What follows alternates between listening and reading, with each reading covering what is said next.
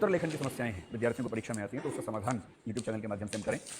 अब तक हमने 2 वीडियोज़ में ये समझा कि एक तो अच्छे उत्तर की क्वालिटीज़ क्या-क्या होती हैं और दूसरा ये कि किसी मुश्किल से मुश्किल सवाल को समझने के लिए किन चीज़ों पर ध्यान देना चाहिए। उसी सीरीज़ को आगे बढ़ाते हुए आज हम एक ऐसी समस्या पर बात करेंगे जो यूपीएससी की तैयारी करने वाले विद्यार्थियों के मन में सबसे प्रसिद्ध या लोकप्रिय समस्या है। और समस्या ये है कि प्रश्न के अंत में जो शब्द आते हैं, चर्चा कीजिए, विश्लेषण कीजिए, विवेचन कीजिए, समीक्षा, संपरीक्षा, मूल्यांकन, आलोचनात्मक मूल्यांकन, ये सारे शब्द ऐसे हैं जिनको लेकर विद्यार्थियों के मन में एक बड़ी ऊहापोह रहती है। तो आज ये समझने का प्रयास करें कि इन सब प्रश्नों को, इन सब शब्दों को हम कैसे समझें। तो आज के इस लेक्चर को या इस कार्यक्रम को हम उछल्ले शब्दों की समस्या कहेंगे। शब्द थोड़ा मजाकिया सा है, लेकिन आपकी समस्या को समझने के लिए अच्छा शब्द है। उछल्ले शब्दों के लिए अंग्रेजी में जो शब्द चलता है वो टेलेंडर्स है। ये शब्द भी यूपीएससी के उम्मीदवारों के बीच में काफ़ी लोकप्रिय है। तो आज की सारी चर्चा जो हम करीब आधा घंटा 1 घंटा करेंगे इसी विषय पर होगी कि टेलेंडर्स को हम कैसे समझें, इनका कितना महत्व है, कितना इनसे डरने की ज़रूरत है और कितना इनको इग्नोर किया जा सकता है।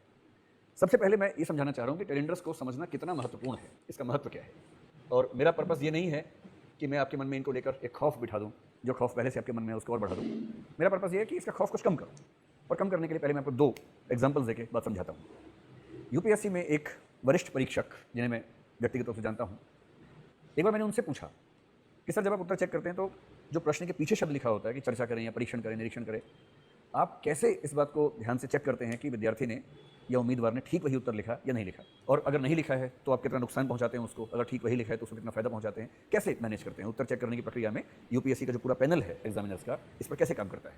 मुझे उम्मीद थी कि वो बहुत गंभीरता से इसका जवाब देंगे और मुझे बड़ी हंसी आई जब उन्होंने ये कहा कि हम तो दरअसल क्वेश्चन पेपर को पहले दिन एक बार पढ़ते हैं, उसके बाद आंसर शीट चेक करते रहते हैं और हमें दरअसल बार बार ये देखने की जरूरत नहीं होती क्वेश्चन में क्या लिखा हुआ है। हम तो उत्तर पढ़ के उत्तर की क्वालिटी देखते हैं और अगर उत्तर में क्वालिटी है तो हम समझ जाते हैं कि इस विद्यार्थी ने ठीक से पढ़ाई की है, इसकी समझ अच्छी है।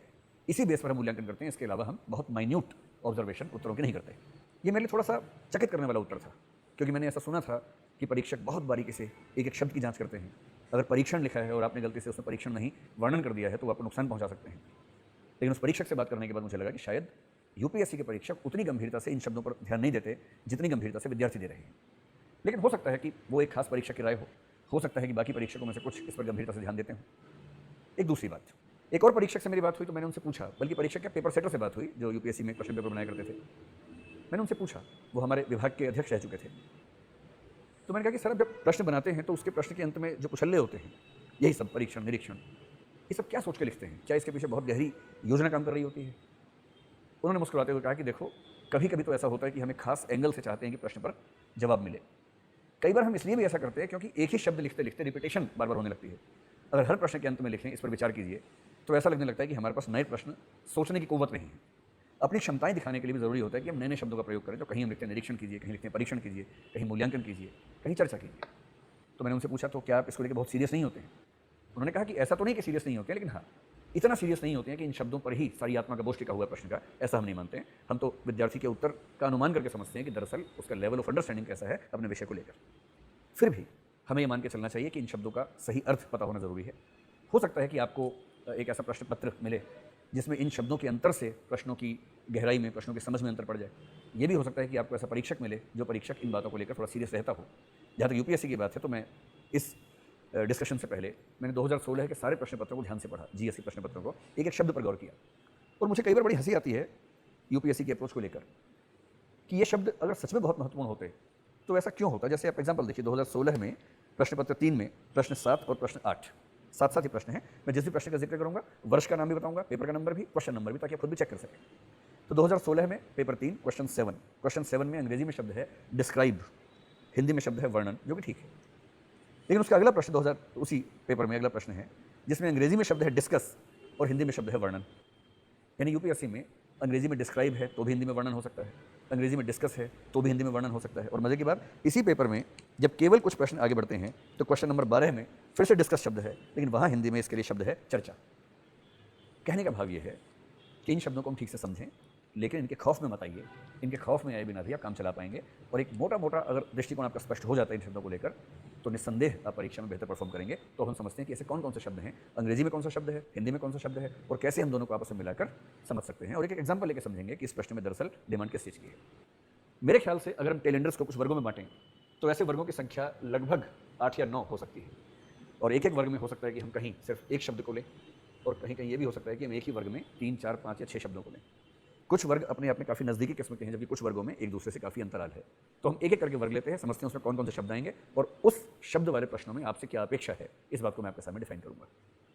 वर्ग क्रमांक 1 जो है, ये सबसे आसान प्रश्नों का है और सबसे आसान प्रश्नों का मतलब ये हुआ कि इसके लिए अंग्रेजी में कुछ शब्द और हिंदी में कुछ शब्द हम लेके चल सकते हैं। जैसे अंग्रेजी के शब्दों की बात करें तो एक शब्द आता है एलुसिडेट। जब हिंदी में इसी शब्द की हम बात करेंगे तो ल्यूसिड लैंग्वेज में किसी बात को लिखना, यानी आसान भाषा में लिखना, इसके लिए हो सकता है कि हिंदी में कहीं कहीं लिखा हो सरलीकरण कीजिए, हालांकि ये शब्द आमतौर पर यूपीएससी में हिंदी में लिखा हुआ नहीं होता है। फिर एक शब्द इसके बदले हो सकता है अंग्रेजी में इलस्ट्रेट, एक शब्द हो सकता है क्लैरिफाई कीजिए, एक हो सकता है थ्रो लाइट ऑन, इस विषय पर प्रकाश डालिए। इसके अलावा कुछ और शब्द अगर पहले वर्ग में देखने हो तो अंग्रेजी में एलाबोरेट एक शब्द है और एक एक्सप्लेन और एक हाईलाइट। एलाबोरेट कीजिए एक शब्द, ये हम इसमें साथ में लेकर चलें, एक शब्द एक्सप्लेन कीजिए और एक हाईलाइट कीजिए। इन सब शब्दों के लिए हिंदी में बहुत सारे शब्द हैं। सरलीकरण मैंने एक शब्द बताया आपको, क्लैरिफाई करना हो तो हम कहेंगे स्पष्ट कीजिए, कहीं कहीं वो स्पष्ट में जोर देने के लिए बोल देते हैं सुस्पष्ट कीजिए। थ्रो लाइट ऑन के लिए होता है प्रकाश डालिए, और हाईलाइट के लिए भी यही शब्द चलता है प्रकाश डालिए। एलाबोरेट का मतलब होता है किसी बात का विस्तार कीजिए, जो बात संक्षेप में है उस बात को थोड़ा सा विस्तार में बता दें। एक्सप्लेन के लिए हिंदी में शब्द है व्याख्या कीजिए। क्लैरिफाई के लिए स्पष्ट सुस्पष्ट है ही, कहीं कहीं स्पष्टीकरण दीजिए भी हो सकता है। इलस्ट्रेट के लिए भी दरअसल उदाहरण देने वाली बात ज़्यादा इससे भाव आता है, लेकिन हम विशदीकरण एक शब्द का प्रयोग कर सकते हैं जो यूपीएससी ने कहीं कहीं पूछा है। विशदीकरण कीजिए। अब इन सारे के सारे शब्दों को एक वर्ग में रख के चलिए और इन शब्दों में क्या अपेक्षा है उसको हम सामान्य रूप में समझ लेते हैं। ये सारे शब्द ऐसे प्रश्न के साथ आएंगे जहां कोई बात कही गई है और परीक्षक सिर्फ इतना चाहता है कि जो उस कथन में कहा है आप उसकी सरल शब्दों में, अपने शब्दों में, आसान शब्दों में व्याख्या कर दें, समझा दें केवल। ऐसे प्रश्नों में सबसे महत्वपूर्ण होता है कि आप आसान से आसान भाषा का प्रयोग करते हुए, अपनी भाषा का प्रयोग करते हुए जो कथन में कहा गया है उसी को स्पष्ट करें, अपनी ओर से कुछ और जोड़ने, तोड़ने, आलोचना करने, मूल्यांकन करने, इन सब प्रक्रियाओं में शामिल ना हो, केवल उस बात को समझा दें। हम उदाहरण एक बात समझने का प्रयास करते हैं। 2016 में प्रश्न पत्र 2 में एक प्रश्न है, प्रश्न क्रमांक 8 मैं पढ़ता हूं और आप समझिए कि इसमें क्या डिमांड है।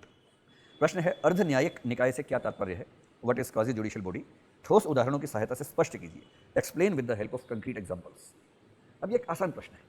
जब भी किसी प्रश्न के अंत में इनमें से कोई शब्द हो, इसका मतलब है कि वो एक आसान प्रश्न है, क्योंकि परीक्षक सिर्फ इतना चाह रहा है कि आप ये बताएं कि अर्ध न्यायिक निकाय क्या होता है।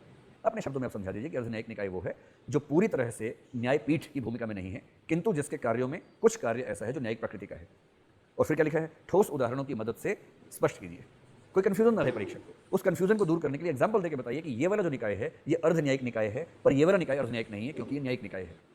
तो कौन कौन से निकाय अर्ध न्यायिक हो सकते हैं, कौन से आयोग हमारे देश में ऐसे जिनको अर्ध न्यायिक आयोग का दर्जा हमने दिया हुआ है, उन सब का जिक्र यहाँ पर आपको करना चाहिए। अपनी ओर से कोई मूल्यांकन, कोई आलोचना, कोई तारीफ, कोई बुराई, इस सब को करने की जरूरत नहीं है अगर प्रश्न के अंत में क्लैरिफाई या इलस्ट्रेट या एक्सप्लेन लिखा हुआ है। ये प्रश्नों का पहला वर्ग हुआ। जो दूसरा वर्ग है इससे मिलता जुलता, लेकिन उसमें थोड़ा सा अंतर आ जाता है और वो अंतर आपको इसके शब्दों को देखते ही समझ में आ जाएगा। तो वर्ग क्रमांक 2, जो कि दरअसल वर्ग क्रमांक 1 जितना ही आसान है, बल्कि कुछ मामलों में उससे भी ज़्यादा आसान आप कह सकते हैं। इस वर्ग में जो सबसे महत्वपूर्ण शब्द है वो है डिस्क्राइब, या कहीं कहीं अगर संज्ञा और सर्व विशेषण के अंतर से देखें तो डिस्क्रिप्शन, गिव डिस्क्रिप्शन या डिस्क्राइब, डिस्क्राइब क्रिया के रूप में अगर देखें। लेकिन इसको थोड़ा सा और बढ़ाएं तो एक शब्द कहीं कहीं चलता है एनुमरेट। अगर आप अंग्रेजी में देखें कि एनुमरेट शब्द का प्रयोग किया गया तो भी आप उसको इसी वर्ग में रख सकते हैं। एक शब्द है जिसको हम कहेंगे इंडिकेट, इंडिकेट। एक शब्द है ब्रिंग आउट। आमतौर पर आप इन सारे शब्दों को एक वर्ग में रख सकते हैं। हिंदी में जब भी डिस्क्राइब शब्द आएगा उसके साथ में या तो लिखा होगा विवरण या लिखा होगा वर्णन कीजिए। डिस्क्रिप्शन भी यही होता है, इसलिए इनमें से जब भी कोई शब्द है तो आप इन दोनों में से कुछ भी इसको मान सकते हैं। एनुमरेट तब होता है जब आप कुछ गिनवाना चाहते हैं, संख्या की बात करते हैं, नंबर्स की बात करते हैं। तो यदि हिंदी में लिखा हो गिनाइए तो आप मान के चलिए कि अंग्रेजी में एनुमरेट लिखा हुआ है। ऐसे इंडिकेट का मतलब होता है सूचित कीजिए, या कहीं कहीं हो सकता है कि संकेतित कीजिए। तो सूचित कीजिए के सेंस में हम इसका प्रयोग करेंगे। और ब्रिंग आउट का जब प्रयोग करते हैं तो उसका भाव होता है कि किसी चीज़ को निकाल के ले आइए, जैसे उसका उल्लेख कर दीजिए। तो यूपीएससी ने ब्रिंग आउट के लिए आमतौर पर जिस शब्द का प्रयोग किया है अब तक वो है उल्लेख कीजिए। ब्रिंग आउट यानी उल्लेख कीजिए। ये सारे के सारे शब्द एक वर्ग में मान के चलिए जो पहले वर्ग के काफ़ी नज़दीक है, थोड़ा सा उससे अलग है। अलग कैसे है उसको हम समझने का प्रयास करें। अगर आप ध्यान से देखेंगे तो पहले वर्ग के प्रश्नों में और दूसरे वर्ग के प्रश्नों में एक अंतर है। पहले वाले में अपेक्षा थी कि आप व्याख्या करें, और जब आप व्याख्या करते हैं तो ये अपेक्षा होती है कि आपको अपने शब्दों में, अपने तरीके से बात को रखना है। लेकिन जब कोई आपसे कहता है कि वर्णन करो, वर्णन में, विवरण में, गिनाने में, सूचित करने में सब्जेक्टिविटी का स्कोप कम है, ऑब्जेक्टिविटी का स्कोप ज़्यादा है। तो मैं कहूँगा कि इस तरह के प्रश्नों की जो नेचर है वो नेचर थोड़ी सी ऑब्जेक्टिविटी के नज़दीक होती है, यानी वस्तुनिष्ठता के नज़दीक होती है। और वस्तुनिष्ठता का सिंपल सा मतलब है कि जहाँ आपको अपने व्यक्तिगत विचार को, भाव को व्यक्त करने का स्कोप नहीं है, बल्कि जो है, जैसा है, वैसा का वैसा बता दीजिए। अगर कुछ प्रश्नों को देखेंगे तो ये बात समझना और आसान हो जाएगा। जैसे इस वर्ग में जो प्रश्न कुछ आए परीक्षा में, उनमें से एक प्रश्न मैं आपके सामने रखता हूँ। 2016 में प्रश्न पत्र 1 में जो प्रश्न क्रमांक 10 है, उसमें सूचित कीजिए या इंडिकेट का उदाहरण आया हुआ है। देखिए क्या प्रश्न है। क्या कारण है कि भारत में जनजातियों को अनुसूचित जनजातियाँ कहा जाता है?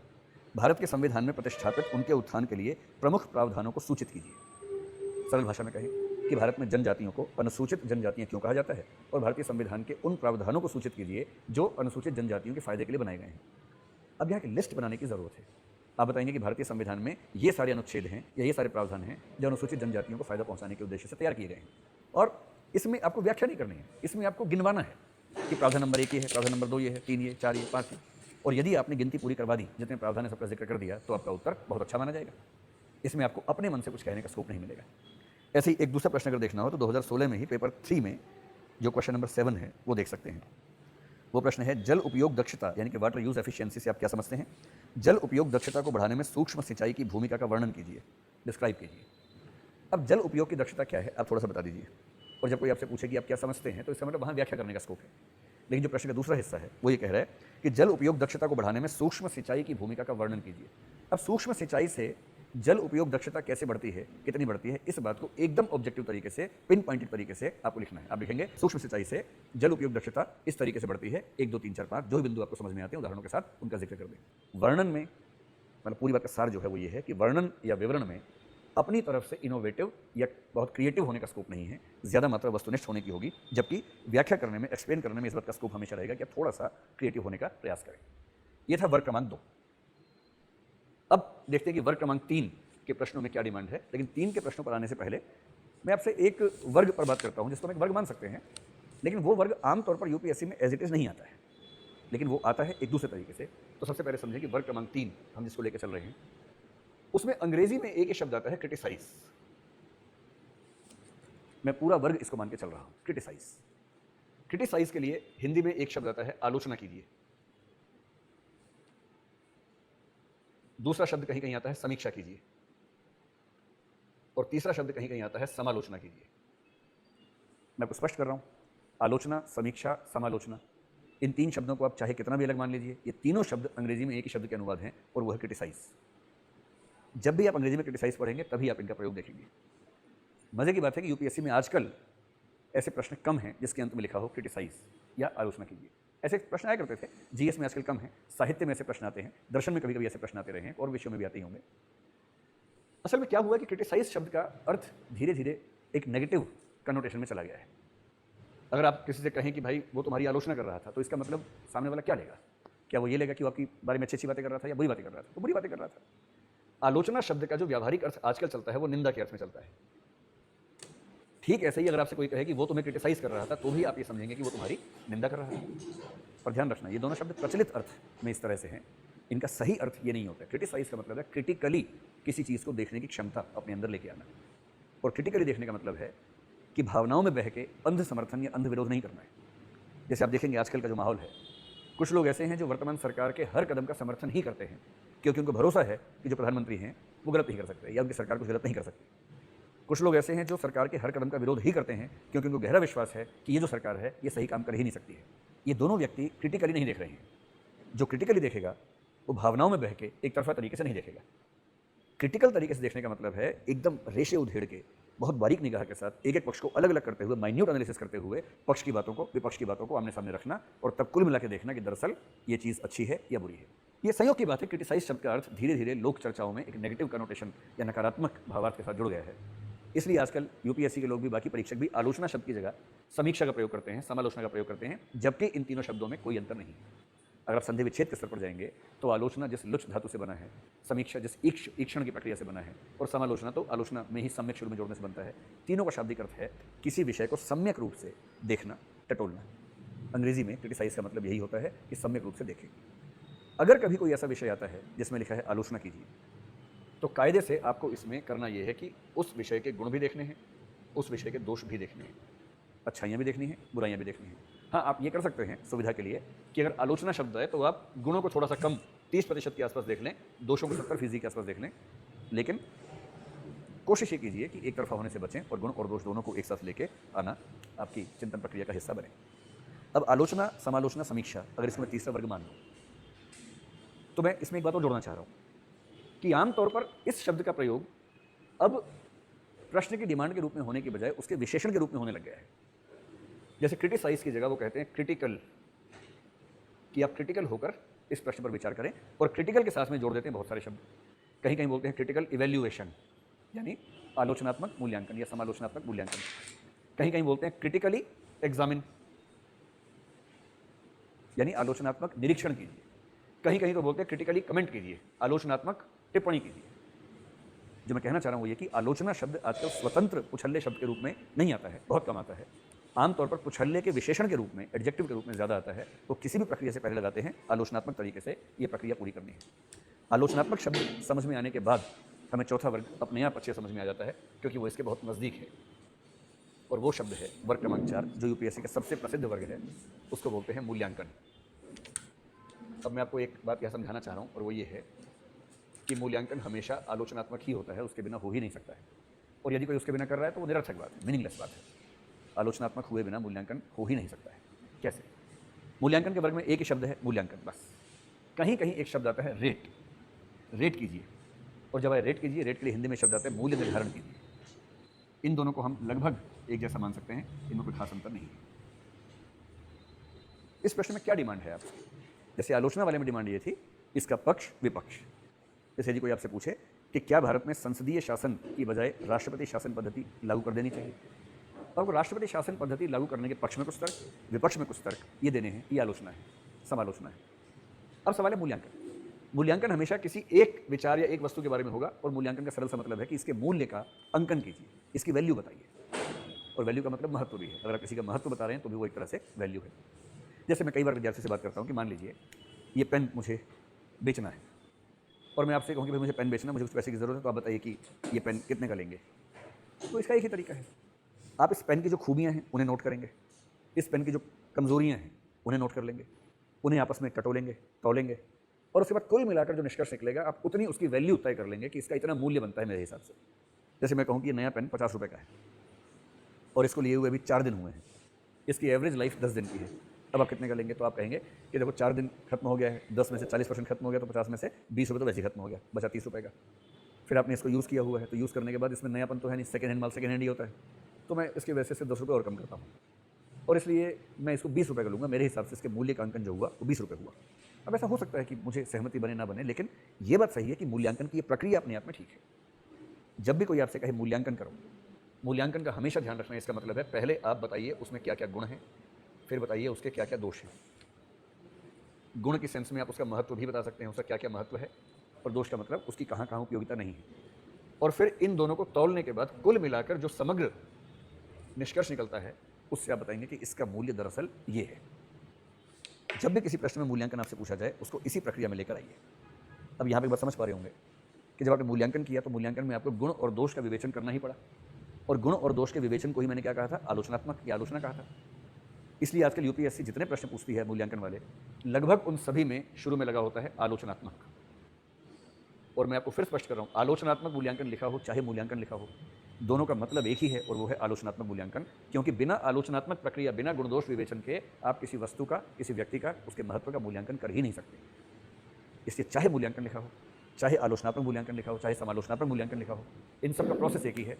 गुण, दोष और अंत में उनको मिला के सार के रूप में उसका मूल्यांकन आप बताएं, उसका महत्व, उसका निष्कर्ष आप बताएं। एक उदाहरण हम लेकर देखते हैं। 2016 में प्रश्न पत्र 2 में प्रश्न संख्या 18 में यह शब्द आया हुआ है। देखिए क्या शब्द है। प्रश्न है, शीत युद्धोत्तर अंतर्राष्ट्रीय परिदृश्य के संदर्भ में भारत की पूर्वोन्मुखी नीति के आर्थिक और सामरिक आयामों का मूल्यांकन कीजिए। बड़ा सरल सा प्रश्न है। शीत युद्ध के बाद का जो अंतर्राष्ट्रीय परिदृश्य है, उस परिदृश्य के संदर्भ में जो भारत की पूर्वोन्मुखी नीति है, लुक ईस्ट पॉलिसी है, लुक ईस्ट पॉलिसी के आर्थिक और सामरिक, आर्थिक का मतलब है इकोनॉमिक, सामरिक का मतलब है स्ट्रेटेजिक आयामों यानी डायमेंशंस, का मूल्यांकन कीजिए। अब क्या करना है आपको? आपको इसमें बताना है, शुरू में आपको बताना है कि शीत युद्धोत्तर विश्व परिदृश्य क्या है, एक दो लाइन में सिर्फ। उस परिदृश्य में पूर्व की ओर देखो नीति का क्या महत्व है, एक लाइन सिर्फ पहले पैराग्राफ में से बताना है। फिर दो चीज़ों पर आ जाना है जो कि इस प्रश्न की डिमांड है। एक तो मूल्यांकन करना है हमारी पूर्वोन्मुखी नीति के आर्थिक आयामों का, और दूसरा उससे सामरिक आयामों का। आप बताएंगे कि पूर्वोन्मुखी नीति आर्थिक आयामों की दृष्टि से क्या फायदे हैं, क्या नुकसान है, और उसके बाद कुल मिलाकर कि इन नुकसानों के बावजूद इन ज़्यादा फायदों को देखते हुए ये नीति बेहतरीन नीति है। फिर सामरिक आयाम, सामरिक दृष्टि से देखें तो इस नीति के ये लाभ हुए हैं या ये लाभ होने की उम्मीद है, हाँ हालांकि इसमें ये नुकसान हुए हैं, ये नुकसान होने की संभावना है, आशंका है, और उसके बाद कुल मिला के कि इन थोड़े से खतरों के बावजूद इतने सारे लाभों को देखते हुए ये नीति अपने आप में बेहतरीन नीति है, इस भाव से आप उसका मूल्यांकन कर दें। तो मूल्यांकन की किसी भी प्रक्रिया में पक्ष विपक्ष और उसके बाद निचोड़ निकालने के लिए उनका आनुपातिक महत्व बताते हुए बताएंगे कुल मिलाकर इसका फायदा हमें कितना है कितना नहीं है। इस वर्ग को हम बोलते हैं चौथा वर्ग, जिसमें मूल्यांकन या आलोचनात्मक मूल्यांकन के सारे प्रश्न शामिल हो जाते हैं। इसी से थोड़ा और आगे बढ़ेंगे तो एक अगला वर्ग आएगा जो आलोचना के नज़दीक है, लेकिन एग्जैक्टली आलोचना नहीं है, उसके नज़दीक है, और उस वर्ग में हम रखेंगे मुख्य रूप से एक शब्द को, वर्ग क्रमांक 5, और इस वर्ग में सबसे महत्वपूर्ण शब्द है एग्जामिन। ये प्रश्न यूपीएससी के लोग पीसीएस के लोग खूब पूछते हैं। एग्जामिन के लिए हिंदी में जो शब्द चलते हैं उनमें से एक शब्द चलता है निरीक्षण कीजिए, कहीं कहीं चलता है परीक्षण कीजिए, परीक्षा कीजिए, सम परीक्षा कीजिए, सम परीक्षण कीजिए, ये सारे शब्द आमतौर पर चलते हैं और इन सब के लिए अंग्रेजी में एक ही शब्द चलता है और वो है एग्जामिन। इसी वर्ग में आप एक शब्द और रख सकते हैं, वो है शव परीक्षा कीजिए। मैंने पिछली वीडियो में शब्द का जिक्र किया था, ये शब्द बड़ा अटपटा सा लगता है लेकिन क्योंकि यूपीएससी ने पूछा है तो हमें पता होना चाहिए। शव परीक्षा के लिए अंग्रेजी में शब्द पोस्ट मॉर्टम ही होगा, पोस्टमार्टम, जिसका मतलब है कि मुर्दा शरीर को देखना, ठीक करके देखना, जांचना कि उसमें क्या कैसे कब हुआ। इन सारे प्रश्नों का एक ही भाव है, और यदि आप चाहें तो इसमें आप एक और जोड़ दें, गुण दोष विवेचन। और जब भी आप गुण दोष विवेचन जोड़ेंगे, गुण दोष के लिए अंग्रेजी में शब्द आता है मेरिट्स डिमेरिट्स। जहां भी लिखा हो bring out the merits and demerits of this theme या थिंग, हिंदी में लिखा होगा इस वस्तु या विषय के गुण और दोष का विवेचन करें। मैं इन तीनों तरह के प्रश्नों को एक ही वर्ग में रखना पसंद करता हूं, क्योंकि इन तीनों में हमें बेसिकली क्या करना है, वही जो आलोचना में हम कर रहे थे, ये आलोचना के बहुत नज़दीक है। अंतर सिर्फ इतना है कि निरीक्षण या परीक्षण जो होता है वो आमतौर पर किसी स्थापित बात का होता है कि ऐसा कहा जाता है आप निरीक्षण कीजिए। ध्यान रखें, निरीक्षण का मतलब है ये तय करना कि सही है या गलत। जहां किसी कथन को या किसी पक्ष को सही या गलत साबित करने की बात आए, आलोचना में क्या होता है कि महत्वपूर्ण है या महत्वपूर्ण नहीं है, ये बात ज़्यादा आती है, अच्छा है या बुरा है, ये बात ज़्यादा आती है, वहाँ आलोचना की बात है। आलोचना की ही प्रकृति का प्रश्न, किंतु जहाँ किसी चीज़ के सही या गलत होने का मसला हो, वहाँ हम कहते हैं कि इसका निरीक्षण कीजिए, इसका परीक्षण कीजिए। और गुण दोष विवेचन में घुमा फिरा के सही गलत की पहचान करने के लिए हो जाता है कि इसमें क्या क्या सही बातें हैं, क्या क्या गलत बातें हैं, या क्या क्या अच्छी बातें हैं, क्या क्या बुरी बातें हैं। शव परीक्षा का पर्पस भी लगभग यही होता है कि जो हमें दिख रहा है उसमें कितनी बात सही है कितनी गलत। आपको पता होगा ना कि शव परीक्षा आमतौर पर उन्हीं केसेस में हम देखते हैं जहाँ इस बात का संदेह होता है कि व्यक्ति की मृत्यु स्वाभाविक तरीके से नहीं हुई बल्कि उसकी हत्या की गई है। तो मृत्यु के सही कारणों को जानना, ताकि पता लग सके कि जो आरोप लगाए गए हैं आरोप सही हैं या गलत हैं, ये स्पष्ट हो जाए। मैं आपको एक उदाहरण देकर समझाता हूँ। 2015 में प्रश्न पत्र 1 में एक प्रश्न है, क्वेश्चन नंबर 9 है, उसमें इस शब्द का प्रयोग है जिसको हम परीक्षण कह रहे हैं, उसका प्रयोग है। और उन्होंने किया क्या है, थोड़ा सा और अच्छे तरीके से प्रयोग किया। मैंने आपसे थोड़ी देर पहले कहा था ना कि आजकल एक नया ट्रेंड चला है कि हर तरह के प्रश्नों से पहले क्रिटिकल या क्रिटिकली इस विशेषण का प्रयोग किया जाता है। तो क्रिटिकली इवेल्युएट तो आपने देखा ही है, यानी आलोचनात्मक मूल्यांकन कीजिए। जब हम कहेंगे क्रिटिकली एग्जामिन कीजिए, इसका मतलब है कि बहुत ध्यान से, बहुत क्रिटिकल होकर, दूध का दूध पानी का पानी करते हुए इस बात का निरीक्षण कीजिए या परीक्षण कीजिए कि ये कथन अपने आप में सही है या नहीं है। क्या क्वेश्चन है 2015 में? वो प्रश्न ये है, समालोचनापूर्वक परीक्षण कीजिए कि क्या बढ़ती हुई जनसंख्या निर्धनता का मुख्य कारण है या कि निर्धनता जनसंख्या वृद्धि का मुख्य कारण है। अब ध्यान से देखिए, परीक्षण उसी प्रश्न में आएगा जहां किसी कथन के सही या गलत होने की डिबेट होगी। अब ये बात सही है, जैसे डिबेट क्या है, कुछ लोग कहते हैं कि जनसंख्या बढ़ गई है भारत में, इस वजह से भारत में गरीबी बढ़ गई है। इकोनॉमिक्स के लोग, समाजशास्त्र के लोग कहते हैं कि नहीं, गरीबी बढ़ गई है दरअसल इसलिए भारत में जनसंख्या बढ़ गई है। अब ये डिबेट है कि गरीबी जनसंख्या का कारण है या गरीबी जनसंख्या का परिणाम है, या इसका उल्टा कर लें, जनसंख्या गरीबी का परिणाम है या जनसंख्या गरीबी का कारण है। प्रश्न पूछने वाला कह रहा है कि बहुत ध्यान से आलोचनात्मक निरीक्षण कीजिए कि ये बात सही है या ये बात सही है, इनमें से किसी एक बात को सही साबित कर दीजिए। हालांकि इसके उत्तर में ऐसा जरूरी नहीं कि आप दोनों में से एक को सही साबित करें, एक को गलत साबित करें। आप ऐसा कर सकते हैं कि आप कहें कि दरअसल दोनों ही बातें सही हैं। एक हद तक देखें तो जनसंख्या बढ़ने से गरीबी बढ़ती है, और दूसरे स्तर पर देखें तो गरीबी बढ़ने से जो असुरक्षाएं पैदा होती हैं, उन असुरक्षाओं को दूर करने की कोशिश में जनसंख्या भी बढ़ने लगती है। लेकिन आपको दोनों बातों का पक्ष विपक्ष करते हुए अंत में एक निष्कर्ष पर आना होगा और तब आप परीक्षण की स्थिति में आएंगे। तो परीक्षण वाले प्रश्न में क्या तरीका होगा लिखने का? जो बात कही गई है पहले उसके सही होने के पक्ष में प्रमाण, फिर उसके गलत होने के पक्ष में प्रमाण, और अंत में निष्कर्ष में कितना सही या कितना गलत इसका एक फैसला करके आप बता दें। ये अपेक्षा परीक्षक आपसे करता है। अब मैं फिर आपसे कह रहा हूँ कि परीक्षण या निरीक्षण से पहले समालोचनात्मक लिखा हो, आलोचनात्मक लिखा हो, चाहे न लिखा हो, ये मान के चलना है कि ये वाली प्रक्रिया बिना समालोचनात्मक हुए हो ही नहीं सकती है। आपको समालोचनात्मक अपनी ओर से रहना ही है, क्रिटिकल रहना ही है, तभी आप इसका पूरा जो मर्म है प्रश्न का उसको उद्घाटित कर सकेंगे, वरना प्रश्न आपका छूट ही जाएगा। 5 वर्ग हम पूरे कर चुके हैं। 5 वर्ग के बाद एक वर्ग जो कि आसान सा वर्ग है, बहुत ही आसान वर्ग है, उसको हम कहते हैं विश्लेषण करें। विश्लेषण करने के लिए अंग्रेजी में जो शब्द चलता है आप जानते हैं, वो है एनालाइज। और आजकल क्योंकि हर चीज़ में आलोचनात्मक है तो कहीं कहीं क्या आएगा, आलोचनात्मक विश्लेषण करें, क्रिटिकली एनालाइज, ये भी हो सकता है। विश्लेषण क्या है इसको हम समझने का प्रयास करते हैं ताकि आप ऐसे प्रश्नों में सही उत्तर लिखें। देखिए, विश्लेषण जो है जिस मूल शब्द से बना है वो है श्लेष। श्लेष में जोड़ दिया है ण। जब ण प्रत्यय आता है किसी शब्द में इसका मतलब है प्रक्रिया, यानी श्लेष की प्रक्रिया, श्लेषण करना, और शुरू में लगा दिया है वि। श्लेष का मतलब होता है जो चिपका हुआ है, जो एक ही चीज में बहुत सारी चीजें चिपकी हुई हैं या गुथी हुई हैं। चिपका हुआ, गूंथा हुआ, यह है श्लेष। जब कोई आपसे बोले विश्लेषण करना है, विश्लेषण का सरल सा मतलब है कि जो चीज़ अपने आप में चिपकी हुई है, गुथी हुई है, उसको एक प्रक्रिया, ण का मतलब प्रक्रिया, बी का मतलब यहाँ पर है अलग अलग, जो चीज़ आपस में गुथी हुई है उसके सारे पक्षों को एक दूसरे से अलग अलग कर दीजिए, यह विश्लेषण होगा। इसका ठीक विपरीत शब्द होता है संश्लेषण, और संश्लेषण का मतलब होता है विभिन्न बिखरी हुई चीज़ों को एक साथ जोड़ के एक उसको समग्र रूप प्रदान कर दीजिए। इसलिए हम क्या बोलते हैं कि हमारी जो संस्कृति है सामासिक संस्कृति है, कंपोजिट कल्चर है, सिंथेसाइज कल्चर है। एनालाइज का विपरीत है सिंथेसिस, सिंथेसाइज करना। तो बिखरी हुई चीज़ों को एक साथ लेकर चलना ये सिंथेसिस है। एक साथ जो चीज़ है उसको विभिन्न हिस्सों में बांट कर देखना ये एनालिसिस है, एनालिटिकल माइंड का काम है। जितने वैज्ञानिक होते हैं, तार्किक लोग होते हैं, वो दरअसल विश्लेषण की प्रक्रिया में शामिल होते हैं, चीज़ों को बहुत बारीक निगाह से अलग अलग करके तब कोई निष्कर्ष निकालते हैं, इसलिए उनको हम विश्लेषणात्मक बुद्धि का व्यक्ति कहते हैं। तो जब भी कोई आपसे पूछे कि विश्लेषण करें, विश्लेषण का मतलब उसके जो भीतरी हिस्से हैं उनको आपस में अलग अलग कर दें। जैसे और कुछ न सूझे तो कम से कम क्या, क्यों, कैसे, कहाँ, इन कैटेगरीज में आप उस प्रश्न के क्लासिफिकेशन करते हुए उसको समझा दें। कहीं कहीं विश्लेषण का मतलब हो सकता है कि आप उसके पक्ष विपक्ष की बात करें, सारे पक्षों की बात करें कि इसके पक्ष में कौन सी बात आ जाती है, विपक्ष में कौन सी जाती है। ये तब होगा जब आलोचनात्मक विश्लेषण का मसला आएगा। केवल विश्लेषण है, विभिन्न हिस्सों को समझा दीजिए, और आमतौर पर हिस्से कौन से बनेंगे, क्या, क्यों, कैसे, कब, कहाँ, ये सारे हिस्से बनेंगे। एग्जाम्पल लेके देखिए, 2016 में प्रश्न पत्र 4 में 8वां प्रश्न इस प्रकार का है, उसी को हम पहले देख लेते हैं। पेपर 4 आप जानते हैं इथिक्स का पेपर है। इसमें मैक्स वेबर की एक स्टेटमेंट आई थी जिसमें इस शब्द का प्रयोग किया गया था। देखिए प्रश्न है, मैक्स वेबर ने कहा था कि जिस प्रकार के नैतिक प्रतिमानों को हम व्यक्तिगत अंतरात्मा के मामलों पर लागू करते हैं, उस प्रकार के नैतिक प्रतिमानों को लोक प्रशासन पर लागू करना समझदारी नहीं है। इस बात को समझ लेना महत्वपूर्ण हो सकता है कि हो सकता है कि राज्य के अधिकारी तंत्र के पास अपनी स्वयं की स्वतंत्र अधिकारी तंत्रीय नैतिकता हो। और उसके बाद लिखा है, इस कथन का समालोचनापूर्वक विश्लेषण कीजिए। अब यह विश्लेषण का मतलब यहाँ पर क्या हुआ? इसका मतलब हुआ कि इस प्रश्न में, इस कथन में जो अलग अलग बातें एक साथ मर्ज हो गई हैं, उन अलग अलग बातों को निकाल के अलग अलग समझाइए और उसके बाद एक मुकम्मल निष्कर्ष तक पहुँच जाइए। अगर मुझे इस प्रश्न का विश्लेषण करना हो तो मैं 3 विश्लेषण इसमें करना चाहूँगा।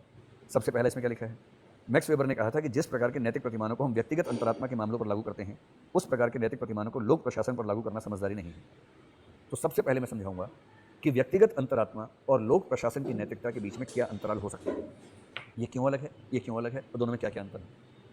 उसके बाद दूसरा हिस्सा आएगा, इस बात को समझ लेना महत्वपूर्ण है कि हो सकता है कि राज्य के अधिकारी तंत्र के पास अपनी स्वयं की स्वतंत्र अधिकारी तंत्रीय नैतिकता हो। फिर तीसरा पक्ष कि हमें यह समझना होगा कि ब्यूरोक्रेसी के पास अपने ब्यूरोक्रेटिक एथिक्स अलग हो सकते हैं, जो कि हमारे पर्सनल कंशाइंस के, व्यक्तिगत अंतरात्मा के एथिक्स से अलग एथिक्स हैं। जब आप ये बात करेंगे तो अपेक्षा है कि थोड़ा सा समझा भी देंगे कि वो एथिकल पॉइंट्स क्या क्या हो सकते हैं जो हमारे सरकारी प्रशासन के अंतर्गत कोड ऑफ एथिक्स में, कोड ऑफ कंडक्ट में आते हैं, उनमें से कुछ का जिक्र करते हुए बताएंगे। लेकिन चीज़ों को अलग अलग करके समझाना कि भाई नैतिकता, व्यक्तिगत नैतिकता और राज्य की नैतिकता, अधिकारी तंत्र की नैतिकता, दो अलग बातें हैं। इन दोनों के बीच में यही अंतर हो सकते हैं और ये अंतर होने चाहिए। जहां आपने उन बातों को एकदम अलग करके समझा दिया, वहां आपका विश्लेषण वाला हिस्सा अपने आप पूरा हो जाता है। इसमें इससे ज़्यादा अपेक्षा नहीं होती है। विश्लेषण के बाद एक और बड़ा महत्वपूर्ण सवाल बचता है, और उस सवाल को हम कह सकते हैं जहां किसी निष्कर्ष पर आपको पहुंचना होता है। उसके लिए 3-4 शब्द आमतौर पर आते हैं। एक आता है प्रूव, एक आता है सब्सटैंशिएट, एक आता है गिव आर्गुमेंट्स, आमतौर पर ये 3 शब्द आते हैं। जहां प्रूव लिखा होगा वहां हिंदी में कहेंगे सिद्ध कीजिए। सब्सटेंशिएट का मतलब होता है पुष्ट कीजिए। गिव आर्गुमेंट्स का सिंपल सा मतलब है तर्क दीजिए। ये तीनों शब्द एक ही नेचर के शब्द हैं। अगर किसी प्रश्न के अंत में ये लिखा हो तो इसका मतलब आपसे पक्ष विपक्ष की डिमांड नहीं की जा रही है। इसका मतलब है कि परीक्षक ने पेपर सेट करने वाले व्यक्ति ने पहले से एक निष्कर्ष निकाल रखा है, पूर्व स्थापित निष्कर्ष है, और आपसे ये बिल्कुल नहीं पूछा जा रहा है कि ये निष्कर्ष सही है या गलत है। आपको मान के चलना है कि निष्कर्ष तो पहले निकल चुका है और उस निष्कर्ष को बदलने का स्कोप आपके हाथ में नहीं है।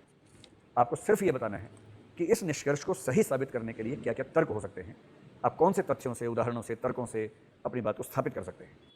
और इसलिए ऐसे प्रश्नों में आपको हमेशा एक तरफा रहना है, दो तरफा नहीं होना है। एक तरफा रहिए और केवल तर्क या प्रमाण या तथ्य जो भी आपके पास हो उस बात को सही साबित करने के लिए वो दीजिए और बात समाप्त कर दीजिए। जैसे इसका प्रश्न 2016 में पेपर 1 में भी आया, पेपर 3 में भी आया। पेपर 1 में क्वेश्चन नंबर 9 में इस शब्द का प्रयोग किया गया है और वो प्रश्न क्या है? गरीबी उन्मूलन की एक अनिवार्य शर्त गरीबों को वंचितता के प्रक्रम से विमुक्त कर देना है। ये प्रश्न मैंने पिछले वीडियो में डिस्कस भी किया था। उपयुक्त उदाहरण प्रस्तुत करते हुए इस प्रश्न को पुष्ट कीजिए। यानी गरीबी उन्मूलन की शर्त है कि आप गरीबों को वंचितता की भावना से मुक्त करेंगे, उस प्रक्रम से मुक्त करेंगे। अब पेपर बनाने वाला व्यक्ति आपसे ये नहीं कह रहा कि बताओ कि ये सही बात है गलत बात है, वो सिर्फ ये कह रहा है कि साबित कीजिए कि ये बात सही है, अपने तर्कों से पुष्ट कीजिए कि ये बात सही है। सब्सटेंशिएट, अंग्रेजी में क्या लिखा है? Substantiate this statement with suitable examples. उदाहरण देकर स्थापित करो कि ये कथन सही है। इसमें आपसे ये नहीं पूछा गया कि ये सही है या गलत, सिर्फ ये आदेश दिया गया है कि सही साबित कीजिए, उतना ही कीजिए जितना आपसे कहा गया। इसी प्रकार से अगर आप इसका एक और एग्जाम्पल देखना चाहें तो 2016 में क्वेश्चन नंबर पेपर 3 में क्वेश्चन नंबर 3 है, प्रधानमंत्री जन धन योजना बैंक रहितों को संस्थागत वित्त में लाने के लिए आवश्यक है। क्या आप सहमत हैं कि इससे भारतीय समाज के गरीब तबके के लोगों का वित्तीय समावेश होगा? अपने मत की पुष्टि के लिए तर्क प्रस्तुत कीजिए। अब इसमें थोड़ा सा स्कोप है, इन्होंने आपसे कह दिया है। प्रश्न के नेचर को ध्यान से देखिए। प्रश्न कह रहा है कि जो प्रधानमंत्री जन धन योजना है, ऐसे लोगों को जो बैंक के अकाउंट होल्डर्स नहीं है उनको संस्थागत वित्त या इंस्टीट्यूशनल फाइनेंस से जोड़ने में सहायक होगा। अब लिखा, क्या आप सहमत हैं कि इससे भारतीय समाज के गरीब तबके के लोगों का वित्तीय समावेश होगा? जो गरीब लोग हैं उनका फाइनेंशियल मामलों में इंक्लूजन होगा, वित्तीय समावेशन होगा इससे, जनधन योजना से। क्या आप सहमत हैं? अब दो स्कोप हैं, आप कह सकते हैं हाँ मैं सहमत हूँ, या आप कह सकते हैं नहीं मैं सहमत नहीं हूँ। आपका जो भी उत्तर है, अगर आप सहमत हैं तो वो, सहमत नहीं है तो वो। उस पर तीसरा प्रश्न क्या है? अपने मत की पुष्टि के लिए तर्क प्रस्तुत कीजिए। आप इनमें से जो भी बात मानते हैं, अगर आप कहते हैं कि हाँ मैं सहमत हूँ कि जनधन योजना से भारत के गरीबों का वित्तीय समावेशन होगा, तो आप बताएंगे हाँ, और इस बात के पक्ष में ये तर्क मेरे पास हैं 1 2 3 4 5। अगर आप कहते हैं कि नहीं होगा समावेशन, तो आप कहेंगे कि मेरे पास इस पक्ष में 3 तर्क हैं कि इससे समावेशन नहीं हो पाएगा, 1 2 3, जो भी तर्क आप देना चाहें। आप ये भी कर सकते हैं कि आप कहें कि मेरे पास 5 तर्क हैं जो साबित करते हैं कि समावेशन होगा, लेकिन 2 तर्क हैं जो साबित करते हैं कि समावेशन नहीं होगा। तो मैं ये कहूंगा कि समावेशन आमतौर पर होगा, लेकिन कुछ कमियों के साथ समावेशन होगा, और दोनों पक्षों के तर्क आप प्रस्तुत कर देंगे। ध्यान रखना है, अगर निष्कर्ष दे के कहा गया है कि तर्क प्रस्तुत कीजिए, तो केवल उसके तर्क प्रस्तुत करने हैं, अपनी ओर से कुछ बायमानी बोलना है। अगर आपसे कह रहे हैं कि निष्कर्ष भी निकालो और निष्कर्ष के पक्ष में तर्क प्रस्तुत कर दो, तो स्कोप है कि आप निष्कर्ष में एक तरफा हो जाएं, या निष्कर्ष में थोड़ा बहुत अनुपातिक तरीके से कि ये प्रमुख बात सही है, कुछ मामले में ये बात भी सही है, दोनों के तर्क प्रस्तुत करके एक निष्कर्ष निकाल दें। ये एक संभावना बनती है, इसका प्रयोग आप कर सकते हैं। इन 7 वर्गों के अलावा 2-3 वर्ग हैं छोटे मोटे, जिनका विशेष महत्व नहीं है, लेकिन हाँ ये बात सही है कि वो आते हैं प्रश्न पत्र में, बहुत बड़ी चुनौती लेकर नहीं आते हैं, पर आते जरूर हैं। जैसे 8वां वर्ग अंग्रेजी में कह सकते हैं डिस्कस। यूपीएससी के अगर 10 प्रश्न आप देखेंगे, 10 में से कम 5 में देखेंगे लिखा होगा डिस्कस। डिस्कस के लिए हिंदी में जो शब्द है, एक तो है चर्चा कीजिए, कहीं कहीं लिखते हैं विवेचन कीजिए, कहीं कहीं लिखते हैं विवेचना कीजिए। तो चर्चा, विवेचन, विवेचना, इन तीनों में से जो भी शब्द आपको पढ़ने को मिले, आप इन तीनों का मतलब मानकर चलिए कि एक ही बात कही जा रही है, कोई खास अंतर इसमें नहीं है। चर्चा क्या है? ये व्याख्या से कैसे अलग है? व्याख्या में हमेशा आपको ध्यान रखना है कि जो कथन है वो अपने आप में ऐसा है कि उसको समझने में कुछ दिक्कत है तो आपको समझा देना है। चर्चा में ऐसा नहीं है कि समझ में नहीं आ रहा है। चर्चा दरअसल एक ओपन एंडेड क्वेश्चन है। ओपन एंडेड का मतलब है कि बहुत क्लोज नहीं किया गया कि आपको यही करना है, ऐसा नहीं। एक मुक्त प्रश्न है, एक खुला प्रश्न है, जिसमें परीक्षक आपसे चाहता है कि आप अपने हिसाब से इस विषय का विवेचन करें, अपने हिसाब से इस प्रश्न पर कुछ बातें कहें। आमतौर पर चर्चा में जो बात देखने का प्रयास होता है वो है कि आपका जो डिस्कशन करने का तरीका है वो समग्र है या नहीं। होलिस्टिक अप्रोच चर्चा में हो तो बेहतर रहता है, यानी उस कथन से जुड़े विभिन्न पक्षों को अगर आप समझा देते हैं, जैसा विश्लेषण में हमने किया था, कौन, कहाँ, कब, क्या, कैसे, जैसे ये सब पक्ष हैं, चर्चा में भी आप उसी मॉडल को अपना सकते हैं। इसमें बहुत समर्थन, बहुत विरोध में नहीं जाना है, फायदे क्या है, नुकसान क्या है, इस पर ज़्यादा नहीं जाना है। सारे पक्षों को बहुत संक्षेप में हल्का फुल्का डिस्कस करते हुए आगे बढ़ते जाना है। अगर इसका उदाहरण लेना हो तो इसके तो उदाहरण भरे पड़े हैं यूपीएससी के किसी पेपर में आप देखेंगे।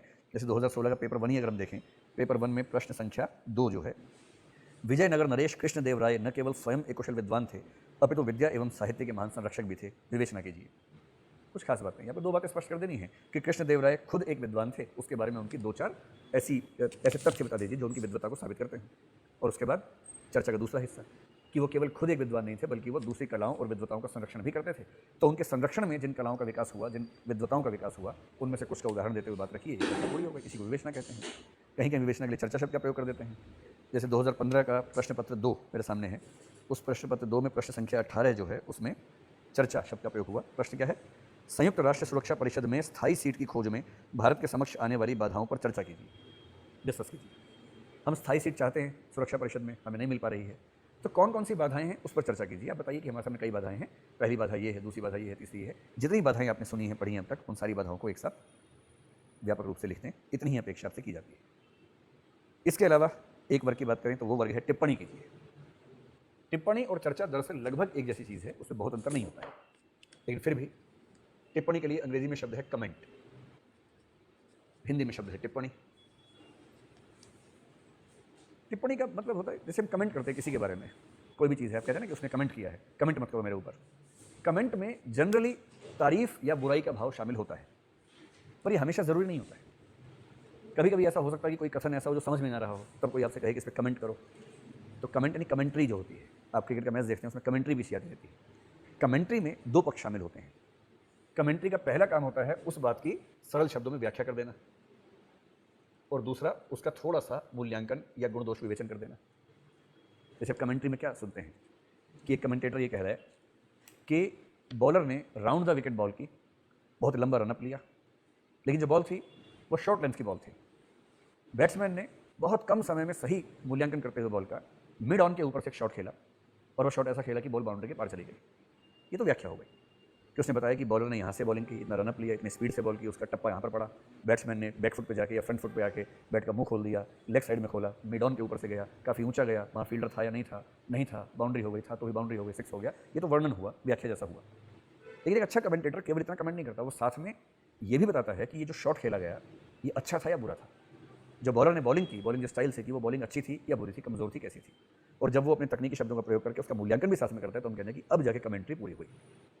जब भी कोई आपसे कहे कि टिप्पणी कीजिए, कमेंट कीजिए, तो कमेंट में आपको बेसिकली जो करना है वो ये कि कम से कम 70% हिस्से में केवल और केवल उस कथन या सिचुएशन की व्याख्या कीजिए, और अंत में लगभग 30% हिस्से में उसका पक्ष विपक्ष समझाने के बाद निष्कर्ष निकाल दीजिए कि कुल मिला के इसका सार ये है या महत्व ये है। इसे टिप्पणी कोई बहुत अलग बात नहीं है, टिप्पणी में इन 2 बेसिक पक्षों को मिला के यूज़ करने की कोशिश करनी चाहिए। जैसे एक प्रश्न मैं आपके सामने पढ़ता हूँ, 2016 में प्रश्न पत्र 1 का यह है 16वां प्रश्न है। वर्तमान संदर्भ में दक्षिणी चीन सागर का भू राजनीतिक महत्व बहुत बढ़ गया है, टिप्पणी कीजिए। अब दक्षिणी चीन सागर का भू राजनीतिक महत्व बहुत बढ़ गया है, टिप्पणी कीजिए। इसका मतलब क्या हुआ? पहले तो आप इस बात को एक्सप्लेन कीजिए कि ऐसा कैसे कैसे हुआ, कौन सी घटनाओं से हुआ, कौन से ऐसे प्रमाण हमारे पास है जिससे पता लगता है कि सचमुच ऐसा हो गया है। और दूसरा, क्योंकि भारतीय सिविल सेवा की तैयारी कर रहे हैं तो भारत के परिप्रेक्ष्य से अंत में थोड़ा सा मूल्यांकन कि ये भारत के लिए चिंता का सबब है, ये भारत के लिए किन सावधानियों की अपेक्षा करता है, ये थोड़ा सा अंत में मूल्यांकन वाला पक्ष लिख के अपनी बात को समाप्त कर दीजिए। इससे ज़्यादा अपेक्षा परीक्षक आपसे नहीं करता है टिप्पणी वाले सवाल में। एक अंतिम वर्ग बचता है जिसमें लिखा होता है उपाय दीजिए या सुझाव दीजिए, सुझाइए, इस तरह का लिखा होता है। आप कह सकते हैं कि कुल 10 वर्ग बनते हैं और 10वां वर्ग है जिसमें अंग्रेजी में लिखा होता है सजेस्ट द मेजर्स या गिव सजेशंस। हिंदी में आप सरल भाषा में कहें सुझाव दीजिए या उपाय बताइए या युक्तियां बताइए। युक्ति का मतलब तो आर्गुमेंट है, लेकिन कभी कभी युक्ति इस तरह से भी आता है कि इस समस्या से मुक्त होने की क्या युक्तियां हो सकती हैं, सुझाइए, इस तरह। ये सरल सा प्रश्न है। जब भी ऐसा हो किसी खास समस्या के संदर्भ में ये बताएगी, समस्या के सारे पहलुओं को ध्यान में रखते हुए यदि आप उपाय समझाते हैं, जब भी उपाय पूछें उपाय को एकदम पिन पॉइंटेड तरीके से बताएं कि इस समस्या के समाधान के लिए निम्नलिखित उपाय सम्मिलित रूप में कारगर हो सकते हैं। नंबर 1 ये उपाय, साथ में लिखिए इस उपाय से समस्या का ये पहलू सॉल्व होगा। नंबर 2 इस उपाय से समस्या का ये वाला पहलू सॉल्व हो जाएगा। 3-4 उपाय के बाद कहिए अगर इन सारे उपायों को सही तरीके से आपस में जोड़कर हम अप्लाई करते हैं तो हम उम्मीद कर सकते हैं कि समस्या के सारे पक्ष समाप्त हो सकते हैं। इसके बहुत सारे प्रश्न यूपीएससी में आते हैं। अगर आप चाहें तो 2016 में पेपर 3 का क्वेश्चन नंबर 5 एक बार तेजी से सुन लीजिए। भारतीय अर्थव्यवस्था के विकास में एफडीआई की आवश्यकता की पुष्टि कीजिए। हस्ताक्षरित समझौता ज्ञापनों तथा वास्तविक एफडीआई के बीच अंतर क्यों है? भारत में वास्तविक एफडीआई को बढ़ाने के लिए सुधारात्मक कदम सुझाइए। तो आपसे 3 सवाल है। पहला ये कि भारतीय अर्थव्यवस्था के विकास में एफडीआई जरूरी है, इसकी पुष्टि कीजिए। पुष्टि करने के बाद जस्टिफाई कीजिए सब्सटेंशिएट वाले भाव से। यानी आपसे ये नहीं कह रहे कि अपनी राय दीजिए जरूरी है या नहीं, आपको साबित करने की जरूरी है। तो पहले साबित करेंगे कि भारत की अर्थव्यवस्था के विकास में एफडीआई जरूरी है, ये इसके प्रमाण है। फिर कि जो एफडीआई के लिए ज्ञापन हम साइन करते हैं और जो वास्तविक एफडीआई उसमें गैप क्यों है, ये समझा दीजिए। जो तीसरा पक्ष है वो ये है कि वास्तविक एफडीआई को बढ़ाने के लिए क्या क्या सुझाव आप देना चाहते हैं, क्या सुधारात्मक कदम हो सकते हैं। इसमें आप बताइए कि हमारे यहाँ कौन से अवरोध हैं जो एफडीआई को आने से रोकते हैं, उनको कैसे हटाएंगे कि एफडीआई भारत में आएगी, उसका जिक्र कर दीजिए। मेरी ओर से चर्चा पूरी हुई। मुझे उम्मीद है कि आपने यथासंभव इन शब्दों को समझा होगा। मैं आपसे फिर कह रहा हूँ कि इन शब्दों को लेकर बहुत तनाव लेने की जरूरत नहीं। हाँ, ये जरूर है कि अगर मूल्यांकन आया है और आप व्याख्या करके आ रहे हैं तो ये गलत बात है। व्याख्या, वर्णन, टिप्पणी, चर्चा, प्रकाश डालिए, ये बहुत अलग नहीं है। मूल्यांकन, निरीक्षण, गुण दोष विवेचन, ये बहुत अलग नहीं है। जब भी आपको समझ में ना आए कि इस प्रश्न में मुझे क्या करना चाहिए, मेरा अपना मानना है कि आलोचनात्मक मूल्यांकन वो सबसे बेहतर कसौटी है जिसका प्रयोग आपको करना चाहिए। अगर प्रश्न केवल वर्णन या विवरण का है या कोई बात समझाने का है तो अलग बात है, समझा दीजिए। अगर प्रश्न किसी भी सेंस में डिबेट का है, तर्क का है, किसी बात के सही गलत होने के मामले में है, तो हमेशा जो आपका मॉडल होगा वो होगा आलोचनात्मक मूल्यांकन। और आलोचनात्मक मूल्यांकन का सरलता मतलब है क्या कथन है, समझाइए। उसके पक्ष में क्या क्या जाता है, समझाइए थोड़ा विस्तार में। विपक्ष में क्या क्या है, थोड़ा कम समझाइए। और अंत में पक्ष और विपक्ष के आधार पर एक सही अनुपात स्थापित करता हुआ निष्कर्ष लिखिए। जो उसका मूल्यांकनात्मक निष्कर्ष होगा उससे आपकी बात समाप्त हो जाएगी। मुझे उम्मीद है कि आपको चर्चा से फायदा मिलेगा। उत्तर लेखन पर करीब 10-12 चर्चाएं हमें कुल मिलाकर करनी है। ये तीसरी चर्चा है और बहुत सारी चर्चाएं जल्दी ही ये यूट्यूब चैनल आपके सामने लेके आएगा। आज के लिए शुक्रिया।